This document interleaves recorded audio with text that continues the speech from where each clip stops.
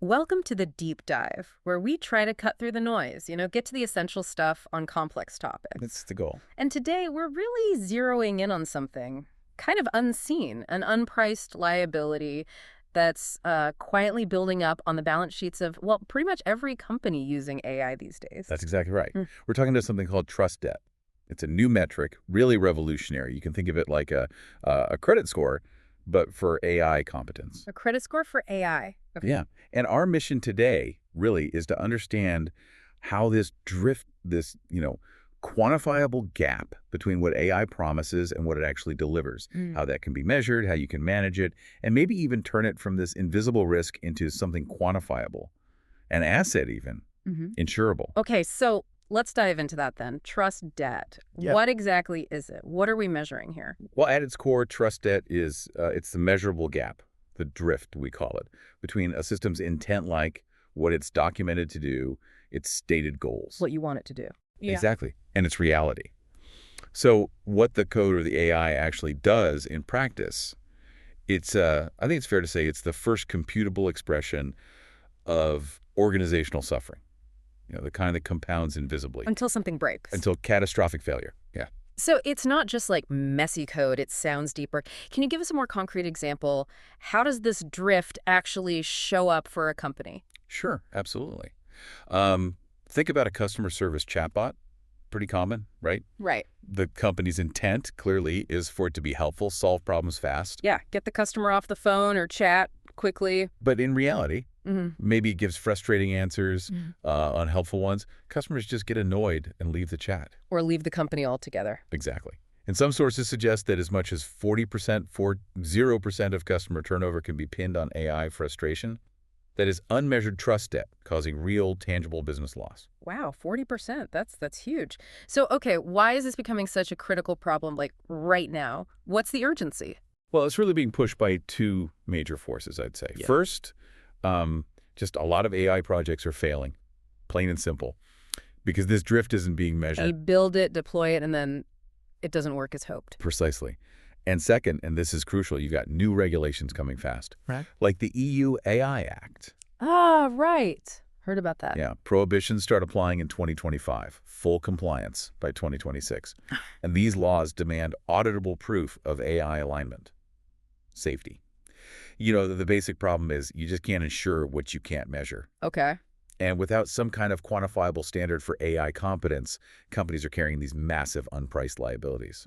It also means, once AI competence is measurable, it becomes insurable. And once it's insurable. It becomes mandatory. Table stakes for doing business. That sounds like a huge challenge, quantifying something this abstract almost.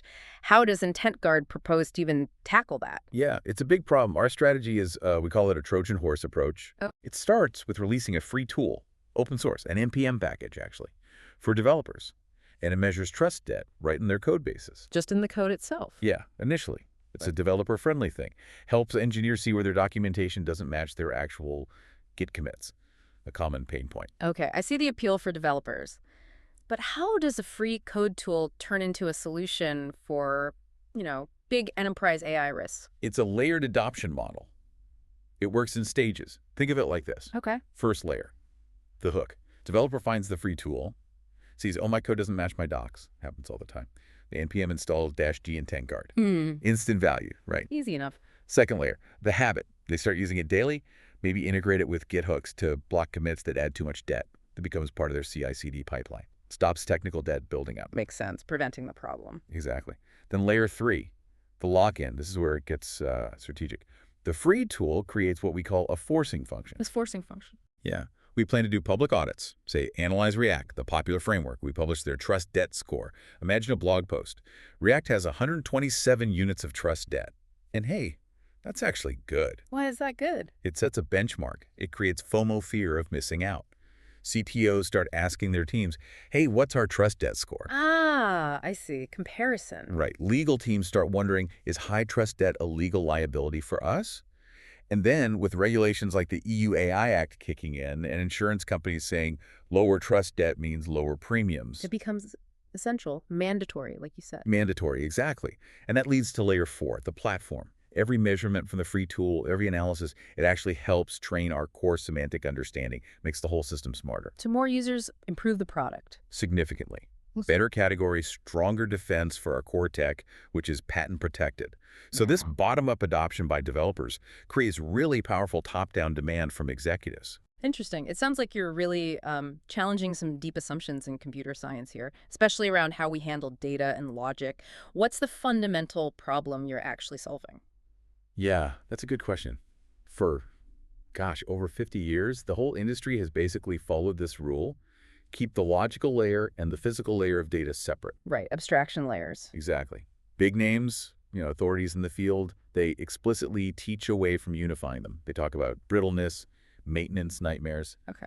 But what that means in practice is traditional systems need multiple translation steps between the meaning, the semantic intent of the data, and where it's actually stored physically. And each step adds overhead. Overhead, latency, information loss, and crucially, it allows correlation to build up. Categories that should be independent get tangled, and that entanglement, it kills performance exponentially. Okay, so that's the old way. What's IntentGuard's impossible solution then? Well, it's based on a really revolutionary principle. We call it active orthogonality maintenance, combined with direct position meaning correspondence. That's a mouthful. Yeah, it is. Yeah. Let me break it down. Unlike normal databases, even modern vector databases, where meaning comes from comparing concepts like things are meaningful if they're close to each other. Meaningful proximity. Right. Our system achieves meaningful identity. Mm-hmm. The path, the semantic description, is the memory address. Wait, so like health.cardiac.heart rate isn't just pointing to 0 by 1A, D, 0B, 0B, 0C, 0, Or something analogous. That structure is the address. This just wipes out entire layers of computation, translation, lookup. Huge friction removed. Wow. Okay, and the other part, orthogonality. Active orthogonality. We actively work to keep semantic categories independent. In normal correlated systems, if you improve two things, the total improvement is just additive, A plus B. Okay. With true orthogonality, the contributions multiply, A times B.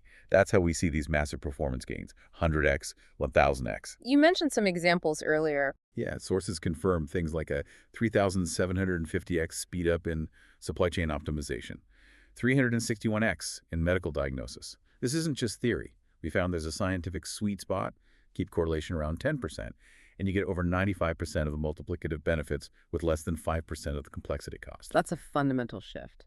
What does this different approach actually enable? What emerges from it? It unlocks some really powerful properties, things like exponential amplification of performance, like we said. Yeah. Anti-fragility, the system actually gets stronger when it encounters errors. It learns from them rather than breaking. Stronger from errors. That's counterintuitive. It is, but it's how orthogonal systems can behave.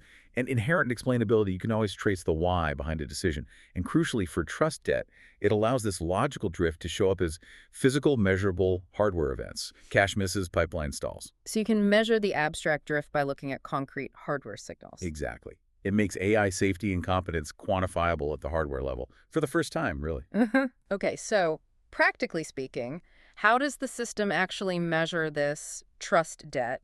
And maybe more importantly, what does that measurement mean for you, the listener, especially if you're, say, a leader in a company using AI?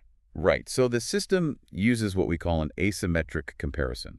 Think of it like a matrix, but we look at the upper and lower parts differently. Okay. The upper triangle, let's say, analyzes the git commits, the code changes. That's the reality of what's actually being built. The lower triangle looks at the documentation, the specs, the stated goals. That's the intent. Reality versus intent. Precisely. Yeah. And the mismatch tells you things. Upper triangle debt is stuff you're building but not documenting. Hidden features, hidden liabilities, maintenance nightmares waiting to happen. Got it. Lower triangle debt is stuff you're documenting, you're promising, but not actually building. Broken promises, user frustration, potential legal issues down the line. And you can quantify this gap. Yeah, with the asymmetry ratio. Yeah. So a ratio of, say, 1.67x means you're building code 67% faster than you're updating the docs or intent. That gap is widening. That's measurable risk. So these aren't just numbers on a dashboard. What are the real, tangible business impacts of having a high-trust debt score? Oh, absolutely tangible. Yeah. This score isn't just some tech metric. It's a financial one. We grade it like a credit score. AAA is perfectly lying. Grade D is dangerous. And grade D literally means uninsurable. It's really terrible? Wow. Yeah.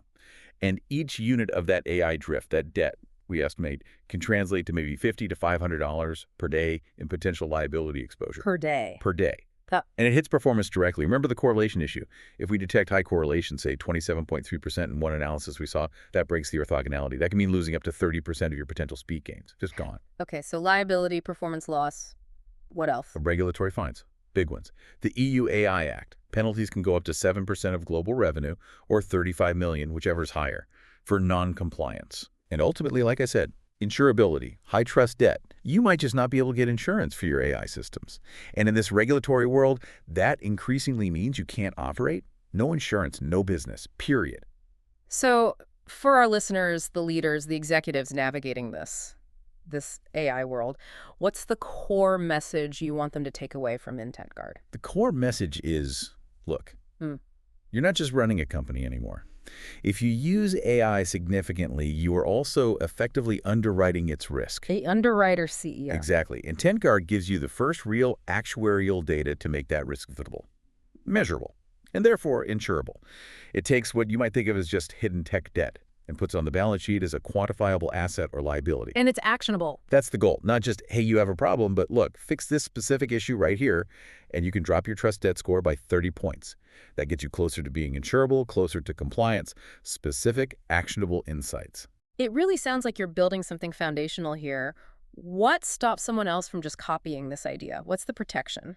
Yeah, good question. It comes down to our patents. We call it our patent fortress. It's not just a patent on one way to solve the problem. We believe it's a patent on the way. Our Unity architecture patents, they explicitly link the abstract logic to its physical hardware implementation. That creates a really strong statutory moat. Very hard to design around. So the open source tool is different. Right. Well, open source is designed for viral adoption. It's simplified, it's patent adjacent, let's say. It demonstrates the problem. But the core engine, the high-performance, self-correcting, orthogonal system that's proprietary and heavily protected. This feels like it could genuinely change the economics of AI. We think so, exactly. Look at current economic systems, right? They often monetize the absence of trust. Credit scores make money from defaults. Insurance makes money from disasters. IntentGuard flips that. It allows for an economic inversion. We can actually monetize integrity as a positive asset. Monetize integrity. Yeah. This is, and I don't say this lightly, the Black-Scholes moment for AI. Not just marketing fluff. We're creating a fundamental, quantifiable standard for AI risk and competence.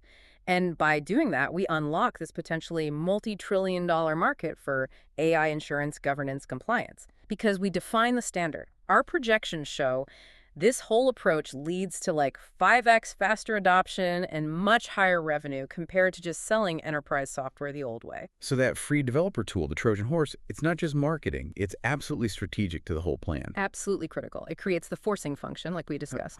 It makes everyone aware of this fundamental problem, trust debt. A problem that at AI scale, only our patented enterprise solution can actually fix architecturally. The free tool proves the disease exists. And the patent protects the cure. Precisely. The only known cure at that foundational level. Wow. What an incredible deep dive into IntentGuard. I mean, from measuring hidden drift in code all the way to quantifying these huge existential risks and opportunities in AI, it really feels like the future AI is going to lean heavily on measurement and trust. I think it has to. You know, if a verifiable standard for AI competence and safety now exists, and we believe it does, it forces a critical question onto every company. What's the liability of not using it? Of continuing to operate without measuring this? Right. This whole deep dive, I hope, shows that AI competence, once you can measure it, it becomes insurable. Yeah. And once it's insurable, it just becomes a standard, mandatory. And, well, we believe we own that standard now. That's a really powerful thought to leave everyone with. So if you're a developer listening and you're curious about your own code base's trust debt, jump right in. npm install -t IntentGuard, then run IntentGuard, analyze, see what you find. And for you listening in the C-suite, if you're wondering if the drift in your code is maybe a little preview of a bigger AI problem brewing, we invite you to schedule a free AI Trust Debt Assessment. Just reach out to sales at IntentGuard.io. Because the best way to predict the future is to measure the present. And IntentGuard makes that measurement the standard.